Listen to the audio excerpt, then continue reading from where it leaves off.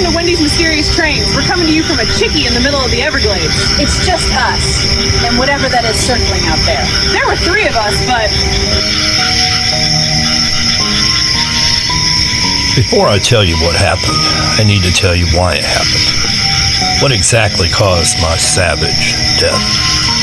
You see, I wasn't a good friend. I pretended to be. I told myself I was smarter than everyone else. The rules just didn't apply to me.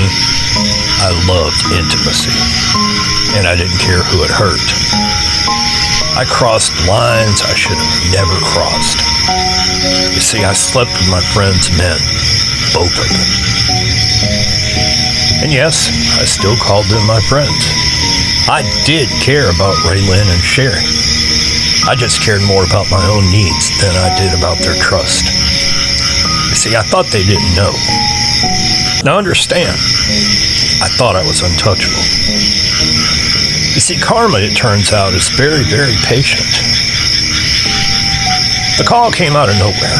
Raylan sounded cheerful, almost nostalgic. She and Sherry wanted to take a train ride to Miami, rent a chickee for the weekend, and disappear into nature. Okay, what the hell's a chickee, I asked. She laughed, said it was an elevated shelter in the Everglades, only accessible by boat. No roads, no crowds, just water, sky, and silence. They were even covering the cost. But there was only one rule. No phones. Just nature, she told me, like the original Floridians. It sounded terrifying. It sounded perfect. So I agreed.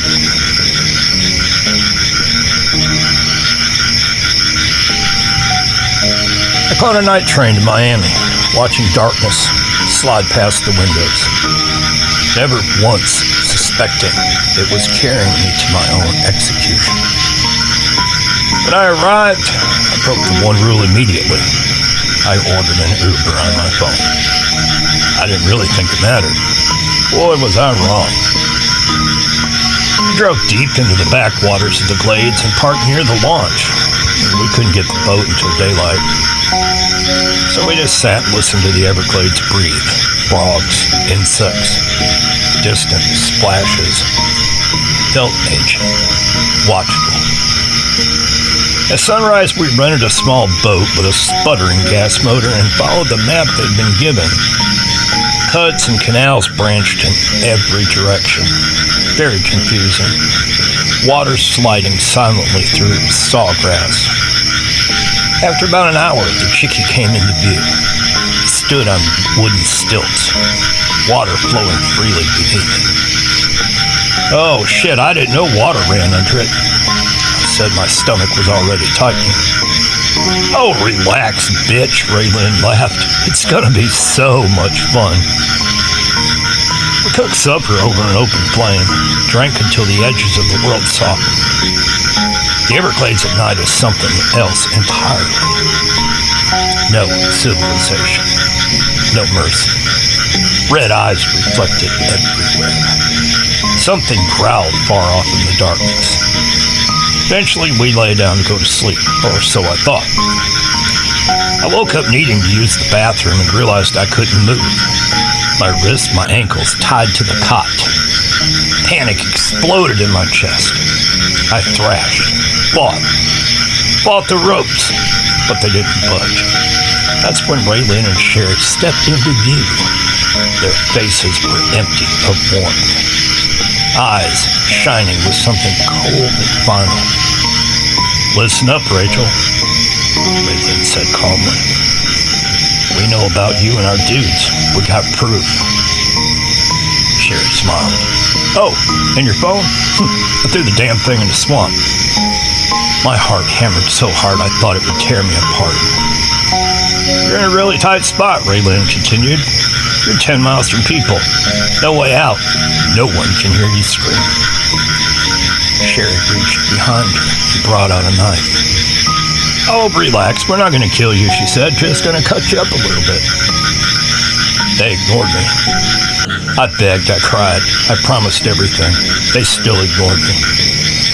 The blade kissed my skin again and again. Small cuts, shallow, deliberate. Blood ran. The smell of it filled the air. My screams vanished into the vastness of the glades. You know what attracts gators? Sherry said lightly.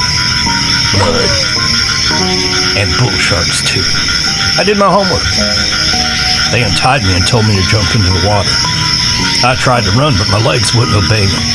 Everything felt heavy, distant. Maybe I was drugged. I stumbled, and I fell straight into the dark water beneath the chickee. Cold, thick, endless. I screamed as something brushed my leg. Raylan and Sherry laughed hysterically. As I went under for the first time, I surfaced, went under again, came up gasping. Then it hit me. Teeth sank into my torso, and I was dragged down, spinning violently. Water filling my mouth, my lungs burning. I couldn't fight, I couldn't breathe, I couldn't think. I just let go. Blackness swallowed me whole. Now, I don't know if anyone ever found my body. I don't know if they were caught. People disappear in the glades all the time.